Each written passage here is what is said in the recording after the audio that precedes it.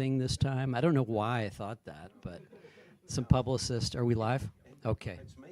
I know, I didn't, but you never know. If my daughter was with me, well, she might have that. Right. It's funny. How many of y'all have seen, y'all, what am I saying? I'm an Arizona guy. How many of you have seen Bubba Hotep? I just recently rewatched that, and what a magical, what a magical movie. Yeah. They really captured the story too. It was very much like the story, probably more than any mine that's ever been done. That was the most accurate. And where it wasn't accurate, it was money. Couldn't do I'm sorry. special You're gonna need to couldn't use do certain specials. What's that? I thought Colton Draw was pretty close. It was. I've been lucky. All of them have. The thicket's coming out. I haven't seen it. I was going to ask you about that. Is that on? I think it is. I think. Okay, good. Can you hear me on this thing? Yeah, okay. Yeah, it's mainly for the people the watching. thicket comes out September the 6th, unless Hey. something changes. And there are pictures of it online, and there will be a trailer soon. Yeah, and it's gonna Peter open in Dinklage. theaters, and then I guess they'll see how many theaters do well. We're hoping that we don't do what Horizon did. I loved Horizon. I'm one of those old Western fans. I thought, what's wrong, man? I thought it was great. But the thicket's very different kind of Western. And I think, and they did a very smart thing is I have a character named Cutthroat Bill, and they changed it to a woman, and it's Juliette Lewis. Oh my Perfect. gosh, Yeah. And then Peter Dinklage, he's perfect for the part. People always said, "Did you write that with Dinklage in mind?" I did not. Never even occurred to me. I was just writing the story. But he optioned it immediately, and I thought, oh, He was so incredible in Game of Thrones. Oh, yeah. Dinklage. Before we get much further in, let me go ahead and welcome Joe Lansdale back to the Poison Pen. Joe, it's so great to see you in person. Thank you. Yeah, I think it's been 4 or 5 years. I don't get to now. see my friend very much unless I'm here. I guess that's the only time I see him. Really. Or on the Zooms. Oh, the Zooms, the last few yeah, years. Yeah, right. Yeah, no, Yeah. I'm glad to be back, and I'm glad to see some people remember me. Let's start off by just mentioning both of our friend Andrew Vax. Oh, yeah. With whom you dedicate the new book to Andrew's memory. Right. Tell us a little bit about how you met Andrew and your friendship. And Well, the way I remember meeting Andrew, I think he had a slightly different memory, but I think I was right and he was wrong. He called me, just cold called me. He had read something of mine and liked it and called me, and we started talking, and we hit it off big time. And I think he kind of liked the fact that if I didn't agree with him, I would tell him. And I don't think people always did that. And he thought of them as kind of like lackeys, really. Because nobody people really were wanted scared to of him. argue. Yeah, they were scared of him. he was pretty intense. He was pretty intense. And was a great guy, was a great human being. He was a writer, but all of his money, because he had money from having been a lawyer and all before, but he had turned to children protection. He didn't charge anybody for that. That was all free. And he paid for what his life and whatever with the books, and often used it to help in the law matters too. And he changed, there's a law called Oprah's Law. He wrote it. If you ever see the picture of the President Clinton signing it, Andrew standing behind him or right side of him, and he was involved. I mean, he was on the Oprah show one time, and she said, well, don't you think that you have to forgive those people? No, forgiveness is vastly overrated. Or something along those lines. I don't remember exactly, and I thought, that's my man. He wasn't invited back. Yeah, he was sort of, he was sort of like a bull in a china shop, but he got that bill passed through her. But, he wasn't into forgiveness much. And frankly, for that kind of thing, I'm not either. I'm not forgiving you. And it says, it's for me. Well, I don't care. I'm not forgiven. I can live with being mad and angry. And not be unhappy. I can just turn that on when I need to. Not everybody can, so I'm not judging for anyone else. But for me, no, there's no forgiveness. Because I just feel like that's acting as if it didn't matter. It does matter. Now, was your character Vale? Vale is fashioned very much on Andrew, but Andrew invented the character, not me. That's what I thought. Yeah, The he Vale's invented him. Visit. And Vale's Visit, which was a novella, which is in one of the Hap and Leonard collections of stories. I've heard. I think it's Hap and Leonard that it's in. One just called Hap and Leonard. But he made up the character. What happened is he said, Joe, we got to write this story together. I said, no, really, we don't. We don't. And he said, yeah. And so he sent me kind of the rough idea. And I don't outline much. So if I work with somebody, I've really got to have kind of one, because I'll just write something, send it to them. They go, what the hell is this? Where's this go? But he had written this opening. So I said, okay. So I wrote, and he wrote, and then I lost it. And then he was mad at me. And then he found it himself and sent me all that. I lost it again. And then this was back before you had all the stuff we have now. You know, we didn't send it by emails, by mail. But it was like a floppy, as I recall. It's been a long time now. But finally, I got it done, and we sold it. It's resold quite a bit. The original is quite a collector's item, you know. But he invented the character, and I just continued it on. But his idea was that he wanted to be, what gave him the idea and made him feel insistent to do it, he wanted to be a lawyer for Leonard in the books for burning down crack house. You know, and so he came out with this, that it was a form of fumigation, like getting rid of rats. And the whole thing, and he won the case, you know. And Andrew, he won. You know what? He really was the only person that I think you could call was Perry Mason. I don't think he ever lost a case. Not with when she became a lawyer for children. I don't think he ever lost a case. One time, making an emphatic point about how hard a grown man to hit a child, he slammed his fist into the wall and broke it. Broke his hand. You know. That's dedication. Didn't say anything. He just kept. But you know, he was that kind of guy. I loved him. A lot of people didn't get along with Andrew. And I understand that, you know, I really do. I loved him dearly, and my daughter and my son, you know, he was always great with them. My daughter's friend was with Alice, his wife, who is also a great pioneer in this business for, you know, the special victims unit. That's all stuff that she did. Sex crimes. Sex Her crimes. book, yeah. If you ever see True Detective, when you see the books on the chair, you'll see Sex Crimes, Alice Vax on the chair there. That's pretty cool. And she's a very nice lady. She's, you know, you say, how do these two go together? But then if you really start talking to Alice, and I haven't spent a lot of time doing it, she can be pretty intense too. And I remember when she wrote me, she just said, Andrew has died. He just worked till he died. Because I said that he said that's how he wanted to go. Yeah. So anyway, that's Andrew Vax.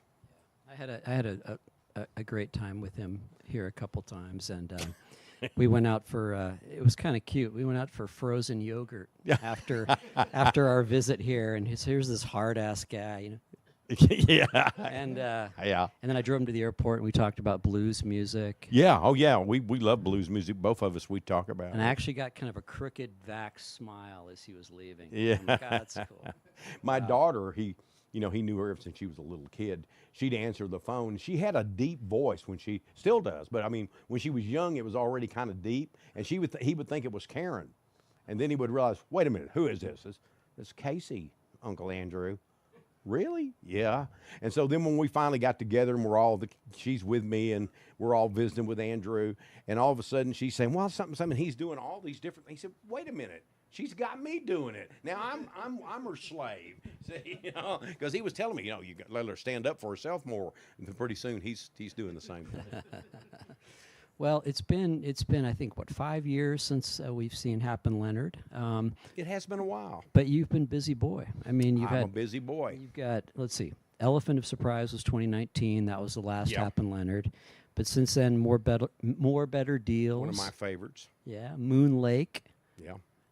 And Donut Legion. Did y'all read Legion. Donut Legion? That's such a great book. What a great concept too. And the weirdest part is people will go, well, that's pretty fantastical. No, it's not. Because I was using research from all of these science fiction cults, and sometimes science fiction religious cults. And so the book comes from all that research. And people are just as silly as you might think. But I'm always amazed at, you know, you see people do those things, and a part of you always feels sorry for them. But the biggest part of me goes, are you really that fucking stupid? I mean, I really can't help myself. And, you know, I had this happen. Well, a lot of people had those things happen. They don't join a flying saucer cult. And the setup is so good too. I mean, it's there's a was it a Caddo burial mound Yes. that apparently the flying saucer crashes into. At least Well, that's the story. well, you explain it. I mean, Well, the story is the guy claimed that he saw a flying saucer land in his land. He had a lot of land, and it crashed into the dirt, and that he went inside it and met this leader, which is the way it always is, whether it's Mormonism or Christianity or he rose from the tomb. I saw him. Well, then those sort of things, you know, people believe things very easily. And so he told how this saucer had given him permission to start this kind of religion, because what they were going to do in the end, they were all going to get on the flying saucer and fly off to battle the really terrible minions that were essentially like the devil or something. And they were going to be the ones that then went to the planet where everybody was in a heavenly position. Which and I'm not making that part up. I kind of elaborated it in different ways, but that was in all these books I read. And of course, you know, there's all these cults you hear about constantly. So that was it. And what he was doing, other people had begun to take over his own cult, to the point to where they were setting up a scenario where certain people were making a lot of money out of the donut shops that were financing this, called Saucer Donuts, and out of the people coming to this place to see this hole in the ground where the saucer had been, or was still underneath this mound. It was actually, was it really a Caddo mound? I kind of think so. But he was saying it was a saucer, and it was covered up and all that. So, I mean, that's just the kind of the trim there, and had two brothers who investigated it, and along with a lawyer that was a lady lawyer that was I guess you would say the love interest for one of the brothers, and a lady named Scrappy, or who called herself Scrappy, who was the love interest of the main guy. And you know what the main guy's name was? I don't remember either. David Koresh. Could have been. I don't remember what the hero was. He was Charlie Garner. Charlie and Felix Garner. I remember because I named the last name was after James Garner, one of my favorite actors. That classic Lansdale tale. Yeah. So Sugar on the Bones. Let's talk about the new Yeah. book a bit, and Yeah. what inspired you to go back to Hap and Leonard at this point? And Well, I never really think I've left them. Someday I might, but I just, once in a while I'll just wake up and that voice will be there, and I'll go, who's this talking to me? And I'll write like a sentence, and then there's two sentences, then there's three sentences, and I have no idea what it's about or any of my books until I start writing them. But I may have done research on something just because it interests me, and maybe 5 years down the road, 10 years, it'll happen. And one of the research things that was there was these groups of people who would come along, and it was a combination of things. They would end up managing to get these people's names on insurance policies with them being the recipient. And that happens a lot, where you wouldn't, because they start to trust them. But also they had like things too where they were just like getting people riled, so they would cause trouble. You know, it's kind of like our political scene today. It was all of that. And it was a variety of these different little schemes and scams that they got going until they kind of perfected a bigger and darker one. And I don't want to tell you too much about it because I want you to read the book. I think with Hap and Leonard, I have more often than anything else experimented with the way I want to approach a story. I've done them as the bad little town, you know, and I've done them as a mystery. I've done them as, I guess you would kind of call Savage Season a heist or an attempted heist. And then I've done things like Elephant of Surprise, which was a momentum novel, in my view. Meaning I'm just trying to keep the action going, see how long I can make that happen. And I think I did pretty well, but you know, I'm trying to play with different things. And in this one, I was trying to write a thriller, but yet be a Hap and Leonard. And I think I did that. I mean, I don't know. There's still Hap and Leonard, so it's interesting though. This book review, the Hap and Leonard books generally always get good reviews. I'm fortunate; most of my books mainly get good reviews, and that's, you know. But the thing with this one, man, it took off. People are loving this book, and I'm always going, huh? You know, because you never know why a particular book works. But I will say this, when I was writing it, I had a feeling that this one was exceptional, that this was an exceptional Hap and Leonard book. And I'll stand by that. I still think it is. Certain old friends and characters in the book, not everybody makes it. And then there's new people that come along. You know, it's and the villains, I think, are somewhat unique. We actually have one of them is a lady with purple eyes, or so she claims, or people think. There's a legend with purple-eyed people, and I mentioned it in there, is that first, literally, and pardon me, their shit don't stink. Literally. That's their belief. And they don't get old, or they don't, so on and so on. They have all these things that are like Superman. You know, Elizabeth Taylor was supposedly purple-eyed or whatever, or violet-eyed. She died, though, so it didn't work. But the idea is that is that legend. There's one thing I never explained in there purposely, just to see if people might catch it or think of it. I'm not going to say it now either, because nobody has mentioned it. But anyway, that's the villains, and she's in league with a guy who's kind of a, I don't know what, he's working the puppet strings. I mean, or at least you think, you know, it's kind of hard to know with the purple eyes who's working who and who's working what. And there's a character named Al, who I think's pretty fascinating. He's kind of needs a filter. He's my favorite. Yeah, me too. Yeah. I like him too. I like the unfiltered guys, you know. He's not politically correct. And then even Hap and Leonard are like, holy shit.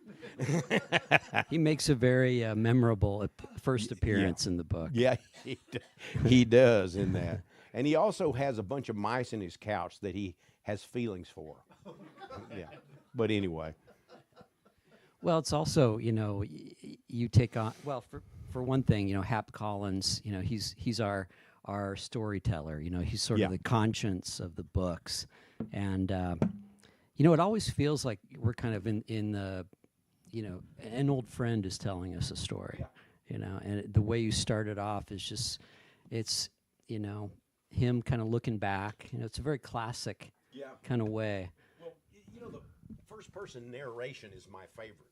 I don't use it exclusively, but I mostly use it, and it's because it's the closest to the original storyteller, and it puts me in the story. I can become the narrator to some degree.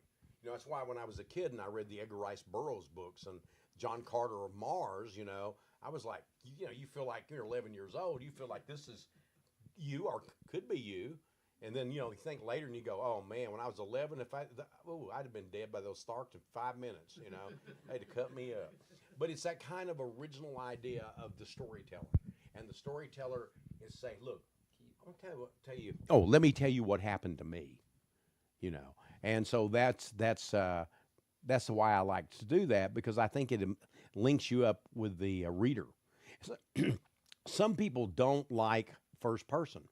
And I don't know what's wrong with them, because I really love it. But you also have to have a good first-person narrator, because the thing is, it's the easiest to do and the hardest to do well. So, because people go, how do I tell something I'm not seeing? How does somebody tell me that? So you have to really be on your toes all the time. Well, in the background of this new book, you know, it's very much a novel of today. Yes. I mean, there's cancel culture. Right. And, you know, the PC world that you talked about. Right. But it's a really interesting kind of moral dilemma that starts off the book. Yeah. Well, I maybe I can tell a little bit. Yeah, because it's so... they go out, there's a lady that... There's a character in the books named Marvin Hanson. And he is with the police force. He's retiring. And he tells him, says, look, my wife knows this person who might need your help. And I wish you would go talk to her. Leonard's gone, no, I'm out. I've done enough of that kind of stuff. I'm out. And so he and Brett, his wife, Hap's wife, they go out to speak with her. And she gets into a meeting with him with the whole idea of pronouns, which Brett and Hap don't necessarily dismiss, but they don't want to be forced to say their pronouns. And so Brett says some stuff that's vulgar, And then Hap says, I'm wearing her panties and stuff. And anyway, it just, and they're just doing it because they're aggravated. But then she dies and she's killed. And then they feel like, what horse's asses? Maybe we could have played that game a little better. We're not going to change, but, okay, we're too old and we're assholes. So we're not going to change. And we don't believe it makes things better. But they decide that they can do better by her because of what they have done. They feel like they've made a big mistake. And so when she's dead, they go to help her. And then one thing mounts on top of another and another on top of that, and things go bad.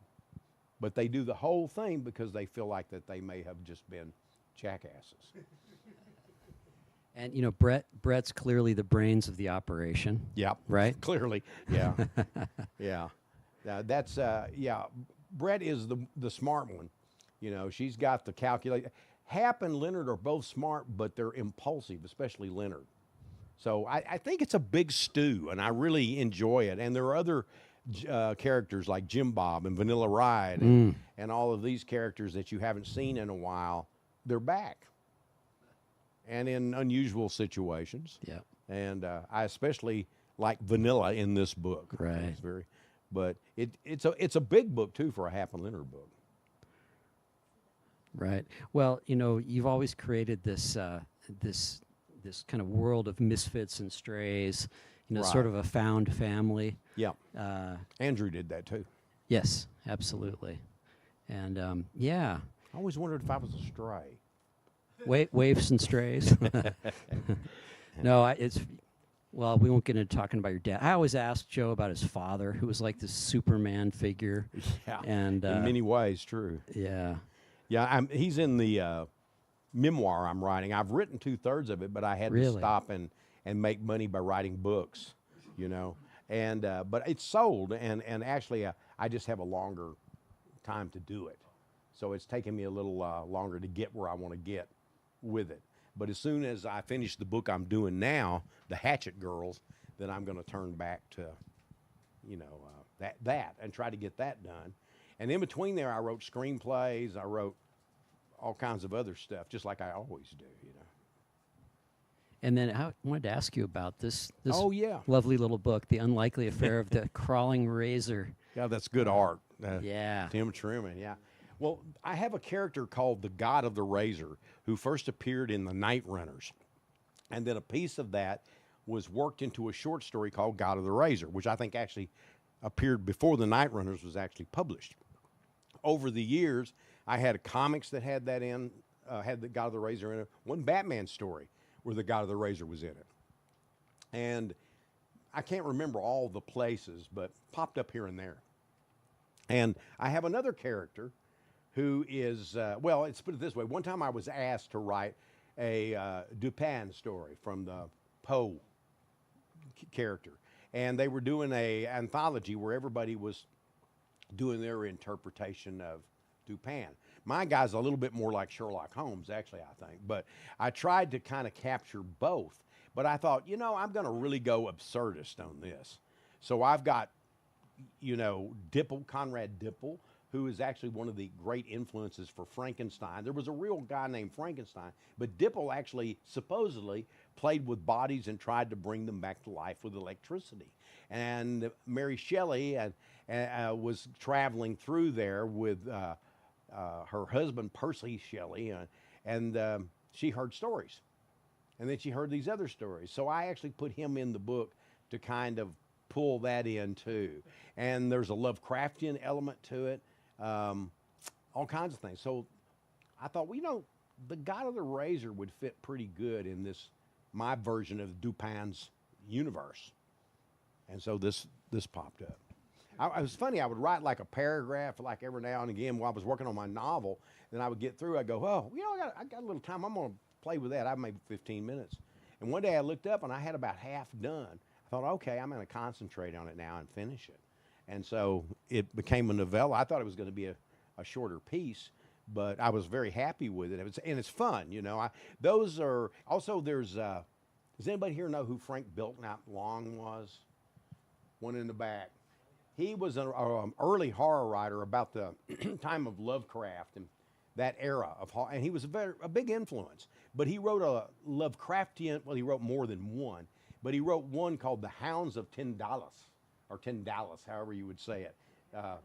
Really, those guys aren't here to tell us, but I use that in the story too. So I borrowed from another Lovecraftian idea that had been invented by.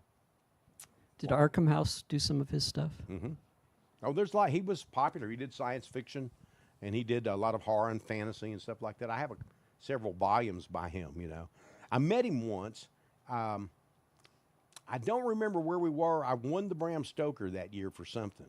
But I remember when I came in, he was sitting on a bench and nobody knew who he was. And I came in and I went, holy hell, it's Frank Belknap Long, you know. And I sat down and talked with him, and it was pretty nice. You know, it was a man with a lot of interesting past, you know. And I didn't get to talk to him long, but he, you know, I didn't talk to Long. But he was an interesting fella. He really was. And I never saw him again after that. Even at that convention, I never saw him again. It's interesting you mentioned Dupin and yeah, Auguste Dupin. Auguste, yeah. And Poe, you know, you go back and reread him. He was so wildly ahead of his time, you know. And guy invented modern detective fiction. You know, I don't think there might have been some things you could call kind of detective things before him, maybe, but he actually invented the whole rigmarole. Has he been kind of a lifelong influence to you? Poe was a lifelong influence for me, certainly. I will tell you this, though. When I reread those stories, I thought, man, he's a dull son of a bitch, you know? And the guy that tells the stories, he is too. But the stories are so intriguing, you know, especially the murders in the Rue Morgue. That's the best for me anyway. But there was one, the murder of Marie Roget, which was based on a real murder that was never solved. And he gives kind of his own opinion in this story. But Dupin never actually proves anything. He suggests what the answer probably is, except for the Rue Morgue, where he actually says, okay, it's orangutan with a razor. But there's all kinds of reasons that orangutan has the razor. He needed a good shave. No, but I remember reading those stories and just being intrigued. My mother, when I was a child, gave me a copy of Poe's stories. And I've always thought that was interesting because I was probably 9 or 10. And I don't think she knew better because she just gave me books. You know, my father couldn't read or write. And my mother just loved books. And she'd go, oh, you might like this. And I thought, okay. And I said, oh, man, I do like this. I even read the poetry. You know, I have written poetry myself, but I am not a poet. Even if I just felt like I had these things I wanted to say that might be best done that way. I'm not sure that it was best, but nonetheless, I did it. But I would read Poe's poetry, you know, because it rang a bell with me. And I still look back on him as one of my most important influences. Probably as a child, Edgar Rice Burroughs was the most important. But those stories I hit those earlier. I hit those when I was young. And I think they gave me a new insight. Like Poe was to me, let me rephrase that. There was Algernon Blackwood. If you read him, and Arthur Machen and Poe, they were all influences for Lovecraft. But I always thought Blackwood and Machen did what Lovecraft was trying to do better. That's just my take. I'm really, you know, I have a book coming out in October called In the Mad Mountains, which is all Poe stories written by me from different angles. You know, Lovecraft stories. Lovecraft stories. But I don't really like Lovecraft's prose. I like his ideas. And Poe, you know, his prose is dated in some ways, but in other ways, that the way that he builds those stories, there's just something different. You know, he was magical. Yeah. I was going to ask you about, you know, when I think your work, I mean, it really, your first published book that I'm aware of anyway was Act of Love, right? And that was more of a straight-ahead horror novel, horror elements. Realistic horror. Yeah, and by the way, horror is going through a real kind of renaissance at the moment. Yeah. People have been asking me, hey, are you going to write another horror novel? And I thought, you know what? Get in there and show them how it's done. I don't know if I can show them how it's done, but I've done it before. Mike. I've done it before, so I may do that. I don't know. Do you have any idea what you do if you? No, No, I wouldn't think so. I'd have to just sit down and it'd be there one day. Yeah, You know? right. Yeah. But I think about, over your career, we can go down memory lane here a little bit. The breadth of what you've done is pretty incredible. I mean, from Act of Love to one of my personal favorites, The Magic Wagon. Yeah. What a bizarro book that was. And just so many different. I love your Western historicals. Those may be my favorite, actually. Yeah, I think they're probably my favorite. And Paradise Sky. That's my favorite novel Is it? of my own. Yeah. Yeah. Yeah. And that really was is. Nat Love. Nat Love. Which sometimes they pronounce it Nate, even with the E not being there. They still called him Nate sometimes. But I just thought I didn't want to get into that can of worms explaining. I just call him Nat. Nat Love. Talk a little bit about your childhood. I have this idea of you in Nacogdoches, Texas. Well, I would have been in Gladewater and Mount Enterprise then. Oh, okay, all right, which but is still East Texas. Definitely East Texas. And so at this point in time, where all the drive-ins were still going. Yeah. And weirdo science fiction and. Oh yeah, well, I've always said that there are a couple of things I can look at in my life that lay out the entire plan for my life, and we lived in a big house on a hill that overlooked a honky-tonk, and then there was a highway, and across from that highway was a drive-in theater. And my mom, to entertain me, because we didn't have a television at that time, I was probably 4, and I remembered pieces of it, but it wasn't really in order, just pieces, and I would talk to my mother, so she kind of helped me put it together. And if it's wrong, it's her fault. But we would sit at the windows of that house, and they had these big windows. At least as a kid, they were huge. But you could look out across the highway, and you could see the drive-in at night. And you could see, what I remember was cartoons. The rest of the time, it seemed like it was always men in suits, but it was cartoons. And my mother, since obviously we couldn't hear what was being said, she would tell me what Bugs Bunny and the Roadrunner and all of these Warner Brothers cartoon characters were saying. Years later, when I finally saw the cartoons, I thought, my mom was a dad-burned liar. They weren't saying that at all, So I have some stories that I remember that never happened, kind of from her. But that magic of the drive-in, and even cartoons, because I've written stories that have cartoonish elements for sure. Mr. Bear, and all of these different things like that. And hearing these people down below, they were in fights all the time. People were cutting somebody or shooting somebody or what have you in that honky-tonk. And I learned some really good words and phrases. Again, I could hear them like, whoa. And, but, I've told the story about my dog again, so I'm not going to tell it.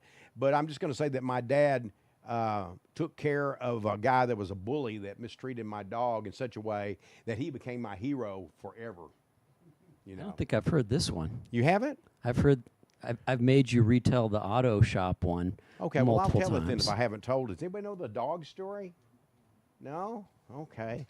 A dog in the back goes. Okay. Well, we were living in that house, and my father got me a puppy because he thought I was alone a lot. Frankly, I just didn't like other kids. And there weren't any around. It was just me. And so he got me this dog from the honky-tonk because some dog had puppies there, and they were giving puppies away. And so he thought, I'll get my son a puppy. And he got me one, which I called Blackie because I was always creative with names because he was black, by the way. He was a black puppy. And then he called him Honky Tonk, which was much more clever. And he called him Honky Tonk all the time, and I called him Black, and we would like duel, But I loved that dog to death. He was like my brother. And, we had like a pan, and we would put it on the floor, and me and him would both try to eat out of it, which, my mother didn't like. You're not going to eat that. And we would drink out of the water bowl, and we would share candy bars. Why he didn't die, I don't know, but he ate chocolate all the time, And we ran all of that area. It was back then it was different. You could go places and be places where you couldn't do it now as a child. And your parents didn't worry that much about you. Stay away from the highway, they couldn't have another kid because my brother was 17 years older than me.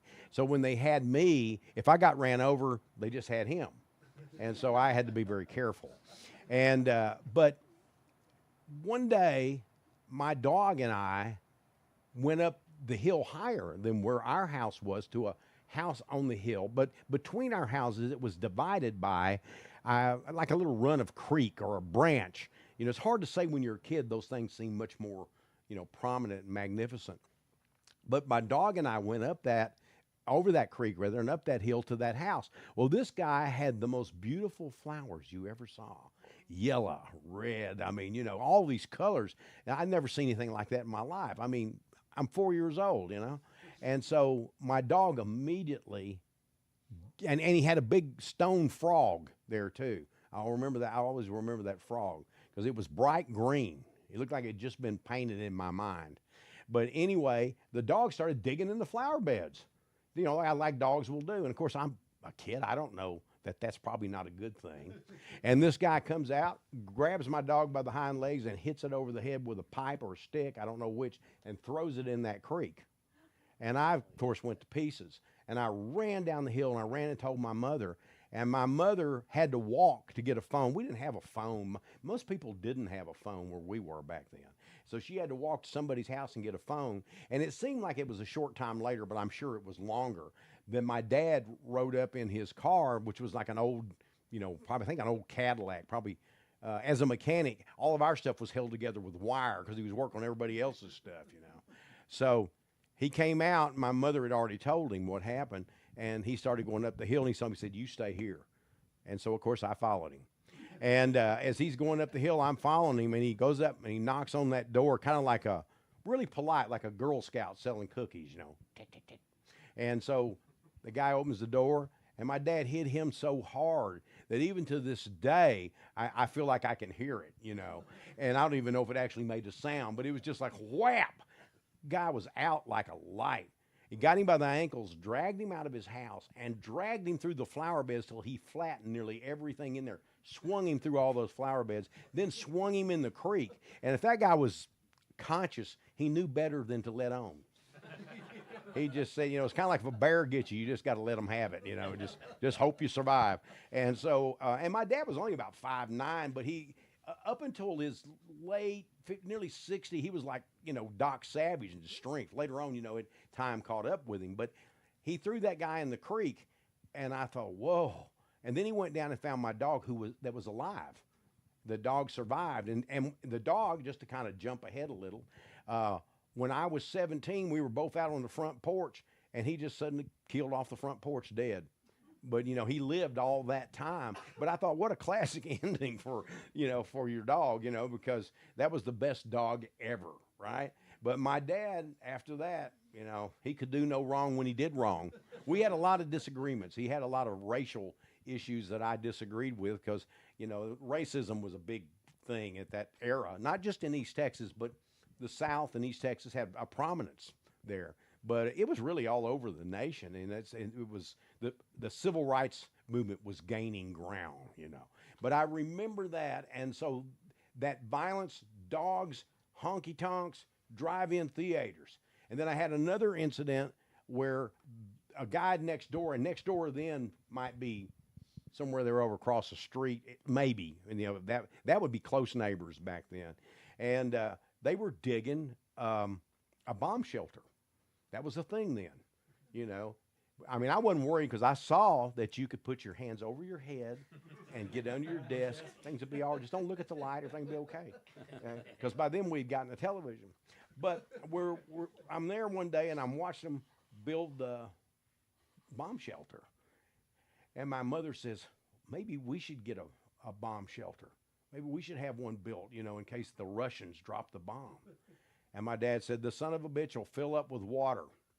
And my mother said, well, what about Joey? You know, we don't. He said, the son of a bitch will fill up with water. And so the guys, they were digging it and doing all the stuff they do. And I was thinking the Russians just meant they could run fast. I thought they were just rushing around all the time. I remember having that. I thought, wow, they must have superpowers like in the comics. And I had this dream that if they dropped the bomb, and they started having all of these critters affected by radioactivity and growing huge immediately, like we believed back then, I could probably live under the bed with my comics and my dog, and it would be interesting, right? And so finally, they built the shelter. They got it done. And one day, my mom was went out on the front porch, and she was looking at the sky, and the sky was green. I'd never seen that because I hadn't lived long enough to know. It was just green, and things were still. And she said, "Do you hear any birds?" And I said, "No." And then we were sitting there, and she opened all the windows, the doors, you know, like I said. And then all of a sudden, we looked out, and there was a black cloud over behind the drive-in moving this way. And my mother immediately grabbed me, and the dog was running with us, and we ran across that lot because that guy was running to get us because he knew too. And it was, of course, this is a tornado.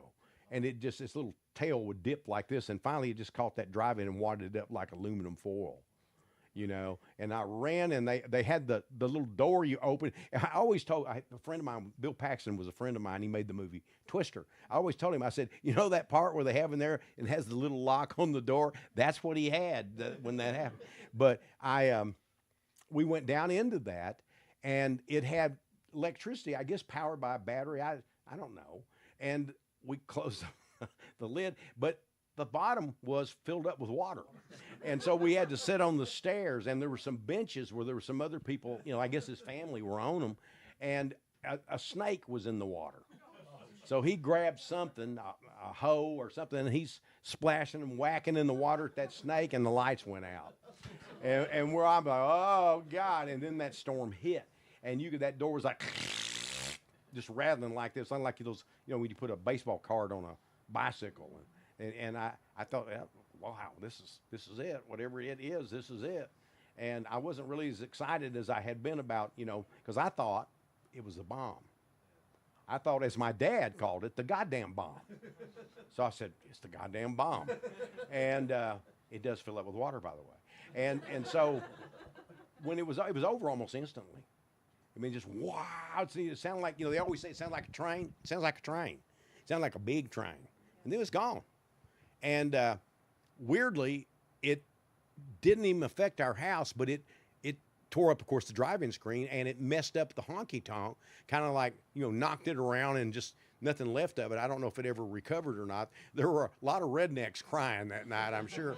But then up on the hill, it had took the roof off of the house with the flowers. Now, that guy had already left. Shortly after my father and him had the little intervention, he packed up like a carnival that owed bills and was gone, you know. But because back then people didn't get lawyers for everything. It just wasn't done that way.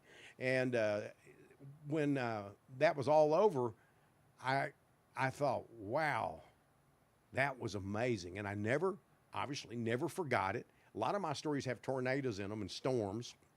And they have all the things I've mentioned, including the people stabbing each other and shooting at each other down in the honky-tonk, you know. And I got a lot of my good language from that too, you know. A lot of it I had no idea what it meant.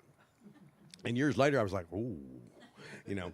But yeah, those two events and falling in love with comic books. My sister-in-law gave me comic books when I was a kid, and I would memorize them instantly, but I wanted her to read them to me. So she said, no, you got to learn how to read. So her and my mom taught me how to read. And then I sort of jumped over Go Dog to Go, which wouldn't exist then anyway, but those kind of things, I just never read those. I never read Dr. Seuss until I read them to my kids. I just skipped. I was reading Jack London, Mark Twain, all that stuff very early on. And so all of those things, and finding, as I said before, Edgar Rice Burroughs, you look at my work, you see everything I've written primarily in that.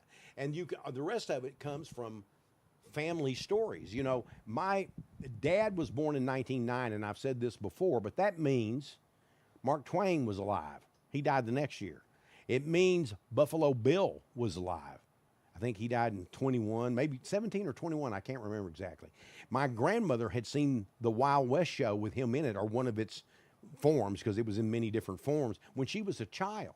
And she could remember, she would tell me exactly what she saw You know, I remember talking about they let doves go and they had a stagecoach and horses jump through the stagecoach when they come in and open the doors and, you know, all that kind of stuff. But all of those things she told me too, like my father had known people who had fought in the Civil War, were really old men who had fought in the Civil War. One of his uncles he was named after, had fought in the Civil War. And so it was all of those kind of things, the stories, and people would get together and they would talk and they would tell this and they would tell that. And if you take all of that right there in that early part of my life, I've got my entire career, thank goodness. Yeah. So when did you first start writing? I was 4. I wanted to write comics and draw them. And it wasn't anything about a career. You know, I didn't know what a career was. I just thought, wow, this is cool. These comics are great. I'm going to draw my own comics. And I was known as a excellent artist, more than excellent. I was special. And then when I was about 6, I was special. When I was about 12, I was still the same special. I hadn't gotten any better. And then when I was a little older, I realized I was never special. That stuff sucked from the first, but that my mom was very encouraging, you know. But the stories I got better at, and I felt like this is what I'm really interested in. And then I was reading Edgar Rice Burroughs, and in the back they used to have like a little biography, you know. And I thought, wait a minute, they pay people for this? Whoa, this is what I want. I want to write stories because I love doing it, and I want to get paid. Now I have people I know, and I know putting anybody down in any way because everybody has different reasons. Their whole idea was to look at writing purely as a career. I'm nothing wrong with that. I mean, I write to make money. You know, I need money. Need money. I want money. Got to have money, as that old evangelist used to say. But I really have never lost my absolute excitement and love for story. You know, some turn out better than others, and you know, so on and so on. But for me, that's it. I don't want to get to where I got a pattern that I've got the same novel that every time I read it, it's exactly the same novel. If you have series, there are always going to be repeats because I have a series. There's certain things that are part of the culture of the series. But some of the books that I read that are like that, all you got to do is change the names and maybe move 2 or 3 chapters, you got the same book. Because they're trying to write these books for people who want the same experience. And after a while, those people quit reading those books because you can't get the same experience over and over.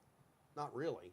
I mean, if the one person that reads the one book a year is like, you know, they read them, they're 100 years old. Yeah, I love Louis L'Amour. Bring on. And I'm not knocking Louis. I read a number of his books. He knew what he was doing. But I'm just saying, towards the end there, he developed a pattern. He knew what he was doing. And I think we all do it, including me too, to some extent. But I've always tried to rail against that and just go, what happens if I don't do that? What happens if I set this up to be this and I don't do that? You know. Well, you've always been kind of a collector of obscure, little-known, underappreciated books. Yeah. You know, we always trade notes on stuff Right. like that. Yeah. And also Western history and... Yeah, I got some of my best stuff from you. You know, he's interested in that too. And he'd say, have you read this? No. And so I would read that and it would excite me. And sometimes I got a story out of it, you know. But I've always said most of my research, it's not that I wouldn't do research for a specific thing if I needed it. Most of it comes from just loving literature and history, and because I love history too. So let's see, I've seen some photos, and some of you may have seen these too, of Joe with like hair down to his waist. That's my son now. Oh, really? He's got a big beard and hair down to his waist. I never could grow a beard. I always looked like I just had a glass of chocolate milk. Couldn't do it. So how did that work in the late '60s? Kind of counterculture. Late '60s and '70s. It got really long in the '70s. I was my brother was 17 years older than me, and he became eventually a captain in the Army. And I had nothing against the military or the Army, but I didn't believe in the Vietnam War. So but I wasn't a conscientious objector, because I said, would I fought? One of the questions they asked is, would you have fought in World War II? Yes. You know, and would there be other wars you might fight in? Yes. And I always say that, it's not that I'm necessarily smart, but I think I'm right, because that war is over. The communists may have taken it over, but it didn't change anything. They're one of our biggest trade partners, and people now, including many of the people who fought there, go there for vacation. So it was kind of a wholly unnecessary loss of 54,000 men, you know. Great, noble, honorable men who did what they thought they were supposed to do. But I have to add this. A lot of people didn't do it because they thought they were supposed to do. They were scared to defy the draft. And I'm not knocking that either. But I did defy it. And when I was drafted, I went in to see, I caught a bus in Tyler, and you go to Dallas. And when I got to Dallas, they brought me in with the other people, and they do all the stuff where they look at unusual spots in your body, and you go through all that. And of course, you know, I passed, and then they gave you kind of a little loose mental test, which even Trump could have passed. and so we, you know, I did that, and when they got us all up front and said, we're going to induct you now, I went over to them and said, I'm not doing it. And they said, well, you know what's going to happen. I said, prison, 18 months. They said, that's right. I said, well, I'll do that. But I'm not doing this because I don't believe in it. You know, I'll fight in anything. And, I'll fight you. But I'm not doing that. And so then they went over and talked to me at a desk for, I said, your brother's in the Army, you know, because, I mean, I told them, and they looked up whatever they needed to look up. And I said, yes. And I said, but that's got nothing to do with that. I respect him. That's his choice. He believes that. I don't. And I don't like being forced to do something I don't believe in. I'm sorry, I keep forgetting. And I told them I wouldn't do it. They said, okay, here's what you do. You go back home, you get your, get everything in order, and then come back here. I don't remember if it was a week or 2 weeks, whatever, when they would let me know, and I would go down to Dallas and take the bus back. Well, I went home and folded a couple of underwear, and I had everything in order by then. And then I caught the bus in a week or two. I went back, and they went in. They said, son, go in and see our psychiatrist. I said, okay. I went in. I was in there about 5 or 10 minutes, and he said, go home. I'm giving you a 1Y. Now, why? I don't know. Maybe they thought I was crazy. 1Y means unfit for military service. They thought, you're not going to obey orders very well. You won't do something you don't believe you should do. Well, I don't know if that's true or not. I like to think that if they said run, I would do that. Yeah. But I finally decided that, and my brother, he has all kinds of medals and things like that, and I'm proud of him. Although I think he's wrong in supporting the war, and he thinks I'm wrong in not supporting the war. But they sent me home with that 1Y, and I just was stunned all the way home, And I remember that I got a box lunch going back. So it was all in all, it was a pretty good day, But I have no idea why they gave me a 1Y. I have no idea why they said, no, you don't have to go. And I think part of it was probably 1972.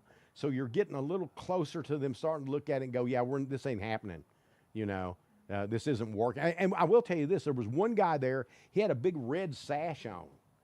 And I've never seen that before. I think he was like a Marine or something, or something, but he had a red sash. And if anybody knows what that is, tell me. But he said, son, this war ain't working. Go to Canada. I said, I don't run. I'm not running. And I have a feeling that may have had something to do with it too. Because I wouldn't say I was a conscientious objector. I wouldn't run. I wouldn't go to Canada. I wouldn't pretend there was something wrong with me. None of that stuff, And if I had to do over, I'd have probably stayed in school and kept that deferment. But I dropped out to be drafted. That's how foolishly idealistic I was when I was young. Did that put you at odds with your old man? Yeah.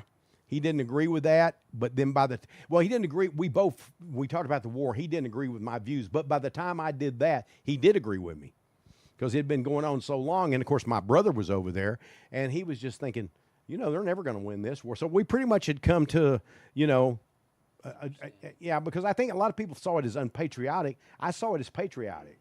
So that's how things are sometimes. You see things differently, and the other person can't understand that. It's called following your conscience,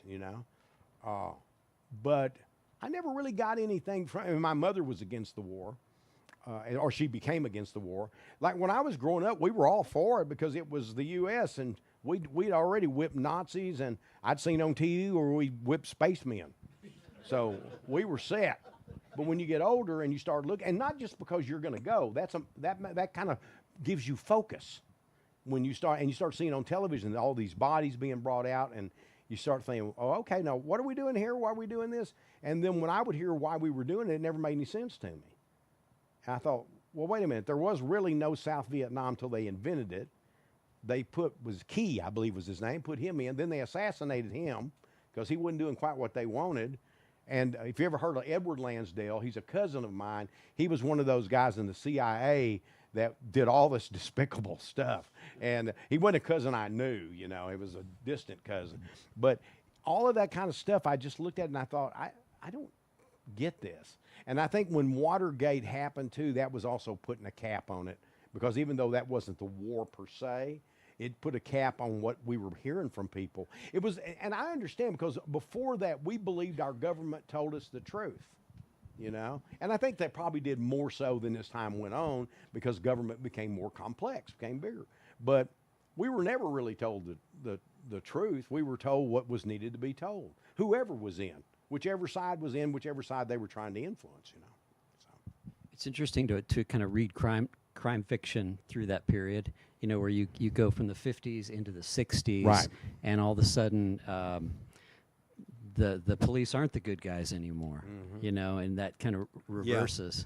And I got lots of friends that are police, and I really respect the police, you know, but I don't respect bad police. Yeah. And unfortunately, we had a wave of that going on that is just, I mean, it was on camera. And so people would argue that, how do you argue that just to argue? I wouldn't do that if it was a postman or a baker.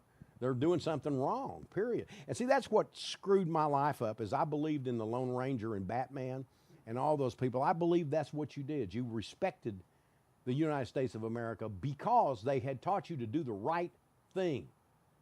You don't, you know, you shoot the gun out of the guy's hand in the early stories. And you make sure that you don't kill unless there's no reason to kill. And of course, unless it's the last scene, you need some action.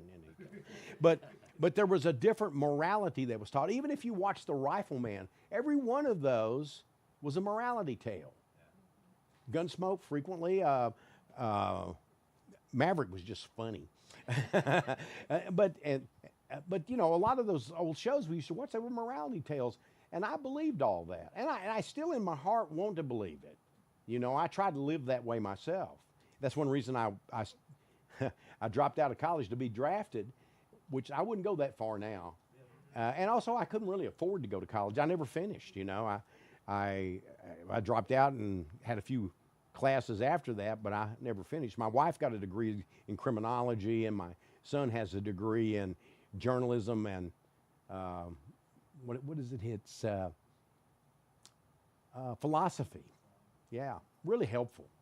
And I was going for anthropology and archaeology, also very helpful. But I loved those things, and I never did those. And when I went to school, she said, this isn't just about getting a job. This is about expanding the way you look at the world and having a different way of thinking. But finally, it got to be where everybody went just to get a job. Certainly that was, you know, kind of the end game. But so, you know, I had a different view of life, and I still have a hard time adjusting to what I realize now is true. You know, not what I hope to be true or what I was taught to be true. You know, I'm still not going to kick a dog or anything like that, but it was disappointing to me. There are a lot of scenes with dogs in your books. There are. I love dogs. Yeah. I have one now, and my wife, by the way, has Alzheimer's. And so in just the last 7-8 months, she had to go into a memory unit because me, my daughter, we just couldn't take care of her anymore. So, but she's just down the road from me, so I can go visit her and see her. But I mentioned that too, because it's back to dogs, is we have a dog, it's a pit bull, sweetest dog ever. I had a pit bull before that, same thing. They're much maligned. They're the great dogs. But that dog, when I was taking care of her, I got to where I was only sleeping about 3 hours a night because I'd get up and write. So I would lose that. But my wife would also get up and wander. And so that worried me, of course, you know, because we live out in the country and she could be outside. She'd be outside looking for the dog or something, and the dog's laying in the bed with us. But the dog would always wake me up. Or he would come over and wake me up. And Casey said, well, you know, I don't believe he's doing that. And then she was there while I went to go do some kind of thing with books. And she said the dog came up, got her, woke her up. So, you know, like, hey, things aren't going so well downstairs. you know. And so that dog, you know, is everything you think a dog like Lassie or Rin Tin Tin should be, except he won't mind. But other than that, he's great. But you know, it's just dogs have always been a part of my life, and they've always been great companions. And I love dogs, so dogs appear in my books. Not all the books. I'm not Dean Koontz. Yeah. Well, the last thing, and then we'll open it up to questions, is I have to ask you about your martial arts career. Do you all know that Joe's a lifelong Yep. I'm still badass? teaching. Are you? Yeah, I mean, I'm in the twilight of my career, but I still whip your ass. I'm joking, but you know, yeah, I've done it all my life. It helped me focus on things. I think it was a big aid to me doing what I did. And you know, when you first start, you do it for self-defense, and you want to be the tough guy. But after you start doing it for a while, you get something else out of it. If you're learning it right, you know, you get something else out of it. I've taught thousands of students. You know. I'm in the United States Martial Arts Hall of Fame, you know, and that's I found in my own system, which is an accepted system. I received that along with a lot of Bruce Lee's students and things like that. So I'm fond of martial arts, and I'm fond of the career I've had in martial arts, and I believe that I've tried to follow it in that better aspect of it. It's trying to be a better person, but knowing you can hurt somebody if you want to. Now, the philosophy of your particular system is, if I understand it, it's getting in really close, Really and close. really fast. Yeah, really fast. And I'm not gonna volunteer, because there was a couple of years ago in the back room. Show us something. Friggin' terrifying, you guys. Oh my God. Yeah, and I'm still teaching. I teach private classes now, but you know, I'm probably close to retirement. I still have some guys that come in and they go, "Oh, old man, huh?" And then they leave like that. Yes, sir. See you later. Very nice. And of course, I'm never going to see them later. But you know, you get to the point to where you don't defy age. Biden's an example. Much as I admire him, but I mean, it's like everything. You know, it's got an end to it. But has it been important in my life? Yeah. And even when I get to the point where I can't do it, and I'm not sure exactly when that will be, but I'll know, because I'm not going to be doddering out around on the mat. You know. It'll still be with me intellectually and emotionally, because it isn't just a physical art. It's more than that. I hope to write a book on it before I cash in, and on martial arts and on my system per se. Not how to do techniques, but the concepts and principles and the philosophy of it. You know, I had a chance one time. I was asked by some Italian publishers, but I just didn't have time to do it. It's sort of like the memoir. It took me years to get to it, but people have been trying to buy one for years. But when they first said it, I said I hadn't done anything. So didn't you plow with mules? Well, yeah. Didn't you have a goat dairy? Well, my wife and I had a goat dairy, yeah. And doesn't everybody? You know, so you don't feel like your own life's all that interesting. You know, so it's hard to. And then, but finally I started doing it, and I thought, well, it's interesting enough. Well, then a lot of the things, you know, like working in the rose fields and, you know, chicken plants and things like that, are from Lumen your Chair Factory. Yeah. All that shows up in my books too. Yeah. Let's open it up to some questions. I know we're getting a little late on time, but How do you feel when you read somebody's work that's obviously influenced by your work? I mean, for example, I've read S.A. Cosby. Yeah. I see a lot of. Oh, he's a buddy, but yeah. I mean, he told me that too, and I had my. Razor blade tears, especially.